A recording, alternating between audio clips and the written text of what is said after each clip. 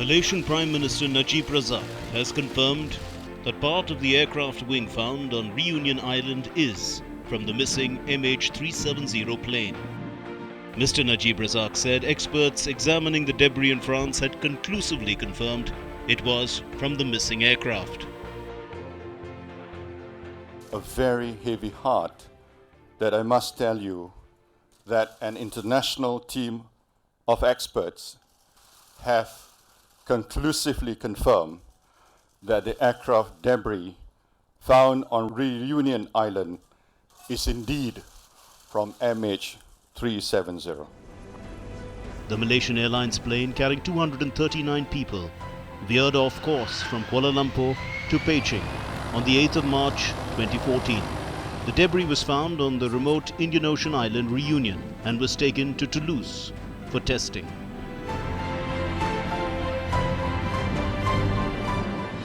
The plane is long believed to have crashed into the southern Indian Ocean, though no evidence had been found despite a massive search operation. Now the discovery of a flaperon from one of the wings raises the hope of solving one of the greatest mysteries in modern aviation. The Malaysian Airlines Flight 370 was a scheduled international passenger flight that disappeared on the 8th of March 2014 while flying from Kuala Lumpur International Airport to Beijing Capital International Airport, China.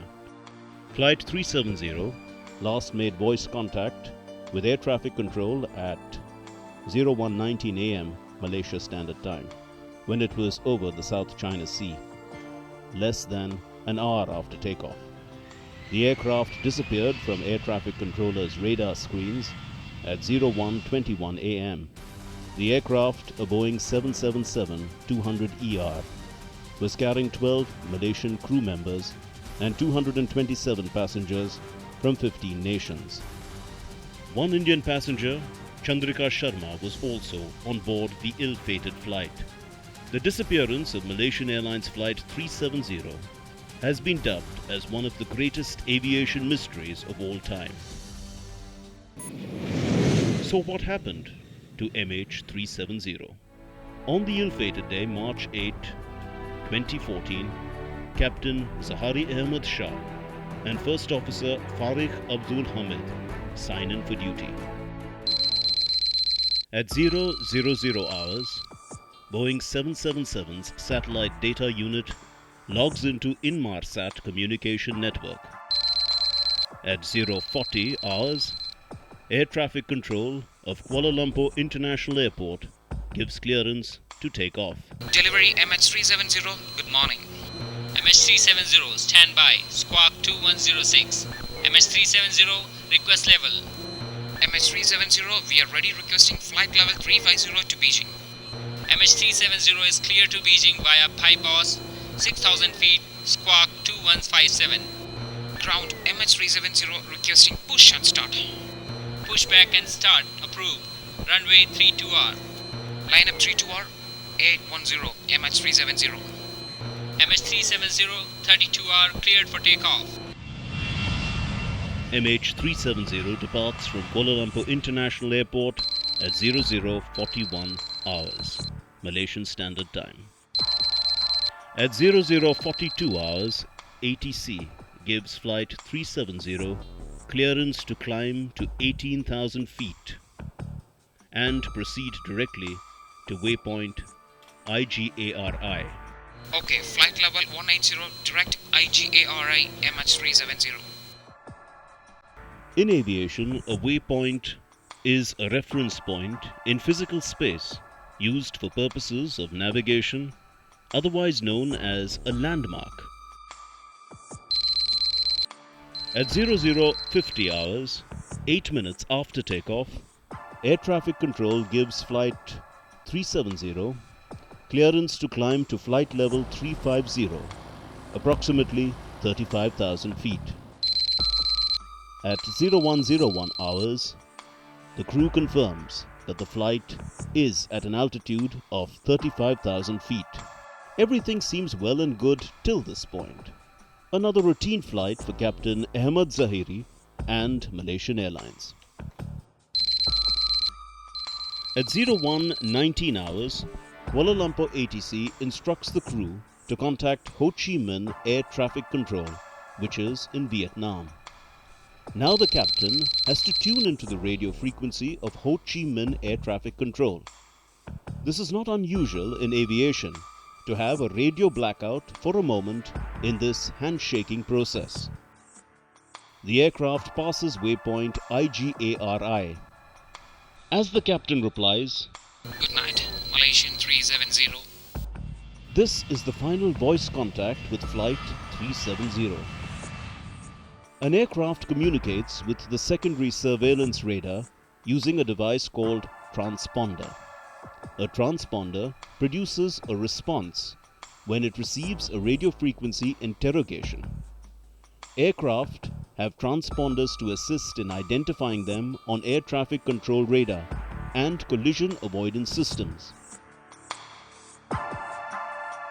Every aeroplane is equipped with a transponder. The transponder is an interrogator. When the airplane takes off, the air traffic control gives a specific number, which they put it on their aircraft. Now, then the radar and the aircraft interrogates each other, and on the surveillance radar, you will get a number. You don't see an aeroplane, but you see the number. You squawk that number. At 01:21 hours, the position symbol of Flight 370 disappears from Kuala Lumpur ATC radar, indicating the aircraft's transponder is no longer functioning. To turn off a transponder, a pilot has to turn a knob with multiple positions and select the off setting. But a Boeing 777 aircraft has a backup transponder.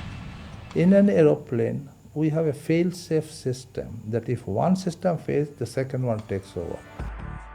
But the second transponder doesn't automatically activate if the first one is shut down. In this case, it appears one transponder was turned off and the second not activated.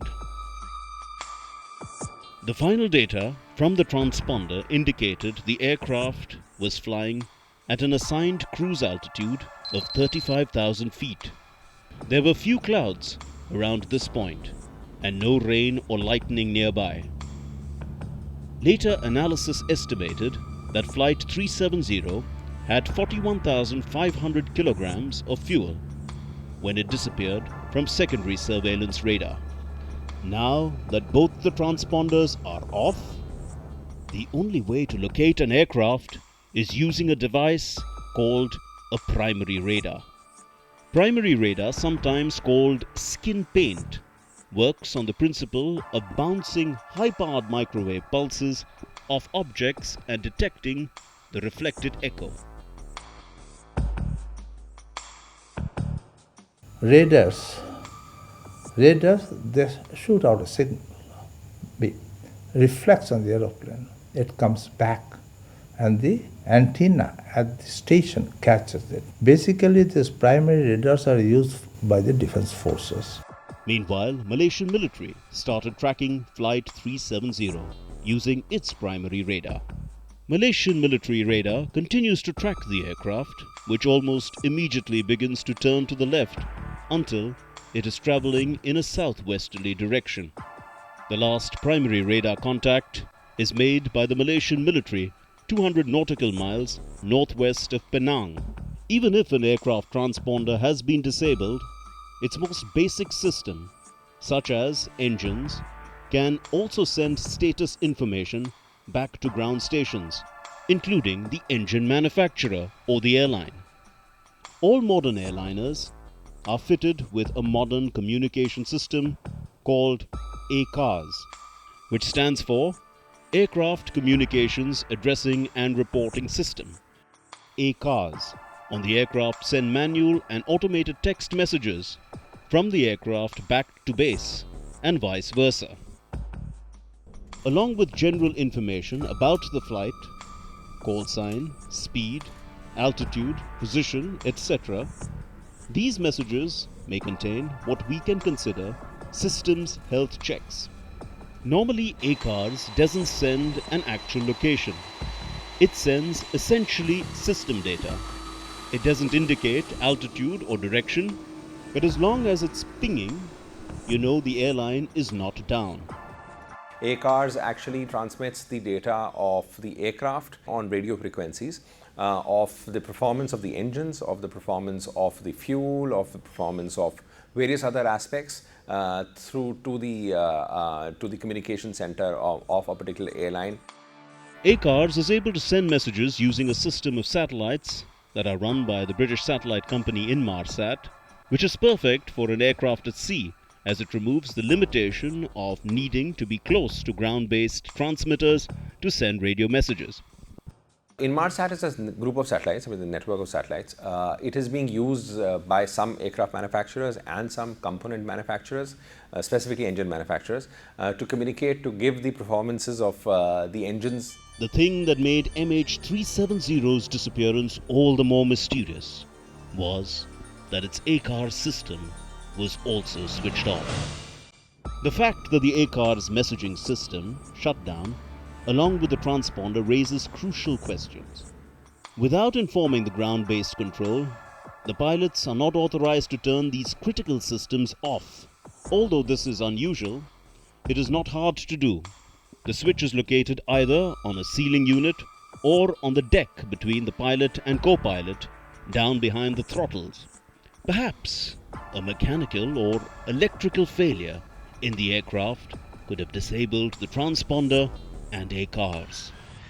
But Boeing 777 has an impressive flight record of 20 years. Even in case of mechanical or electrical failure, the pilot would have initiated a distress call and should have attempted an emergency landing. But that did not happen in the case of MH370. The aircraft went straight to the roaring 40s. At this point, we don't know who was in charge of the flight, Captain Zahari or the autopilot. While the primary ACARS system on board MH370 had been switched off, a vital link kept going. A second ACARS system called Classic Aero, which operates independently of the switches in the cockpit and gives handshake signals or pings with the Inmarsat network at regular intervals to synchronize timing information. Now, it is something which is not mandatory. An aircraft might or might not have an ACARS system built on it. There are certain components of the aircraft which do handshakes with satellites on regular intervals, such as engines. There is no way that a Classic Aero can be switched off unless the plane itself loses power. These pings kept going for 6 hours until the last communication with the aircraft. At 2:39 a.m., ground-to-aircraft telephone call via the aircraft satellite link went unanswered. At 6:30 a.m., flight missed scheduled arrival at Beijing Capital International Airport. Malaysian Airlines issues a press statement announcing that Flight 370 is missing. At 8:11 a.m., the last successful automated hourly handshake with Inmarsat satellite happens. Disappearance of a commercial airline in such an unusual manner is unheard of in the history of aviation. The mystery deepens. Modern commercial airlines are equipped with state-of-the-art avionics and standardized operating procedures. But MH370 topples every preconceived notions and precautions in aeronautics. What baffled the investigators was not the disappearance itself, but the way in which the aircraft had disappeared. An unparalleled chain of events transpired in making the flight vanish into thin air. From the moment news broke that MH370 had gone missing, the world's conspiracy theorists have weighed in with explanations of their own for the aircraft's disappearance and for investigators' continuing failure to find it. The subsequent crash of flight MH17, shot down over eastern Ukraine last summer, added to speculation, while a lack of clarity from Malaysian officials about the earlier mystery allowed rumors to flourish. The only trace that MH370 left to probe was the handshaking signals with the Inmarsat satellite. The day after the accident, staff at Inmarsat reviewed the log of communications between their network and Flight 370 and discovered that Flight 370 continued for several hours after contact with air traffic control was lost. On 11th March, they provided a preliminary analysis to investigators based on recorded burst timing offset BTO values.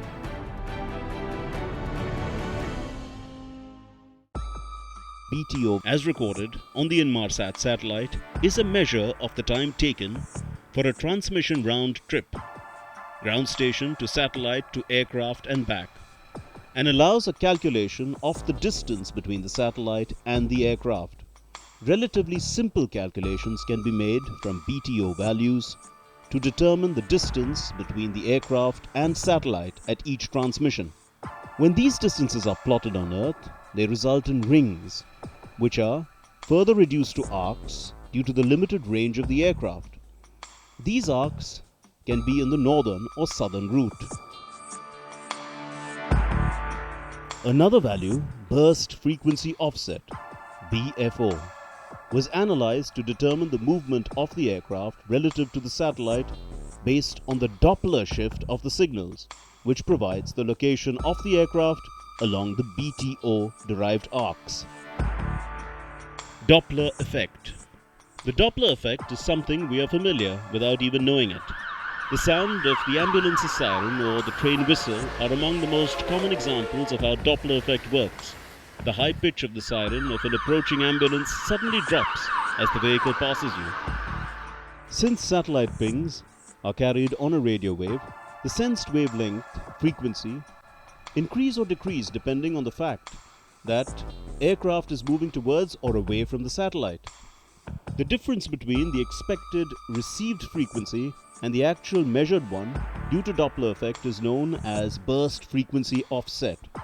By comparing the burst frequency offset due to Doppler in MH370 against the predicted one based on 6 Boeing 777s flying on the same day, Inmarsat could determine close correlation for the southern route and eliminate the northern one. In the series of handshake signals, the 7th one had a unique fingerprint. It was the last one and a partial one. The last and 7th handshake at 8:19 am was a log-on request initiated by the aircraft and is believed to be the result of the satellite data unit starting after power failure, resulting from fuel exhaustion and following the deployment of the RAM air turbine and restart of the auxiliary power unit. The BFO value of this handshake indicates the aircraft may have been descending and the aircraft was traveling northeast to southwest. Knowing the location of the 7th handshake, investigators then needed to determine an appropriate width of the search area. The discovery of the flaperon in Reunion Islands from the missing flight now raises the hope that the mystery will be solved eventually. Use of satellite handshakes to determine the position and search area of a missing flight is unprecedented. Such a humble piece of data becoming the pivotal piece of evidence in aircraft disaster investigation is unparalleled. The MH370 story does not end here. This is just the beginning.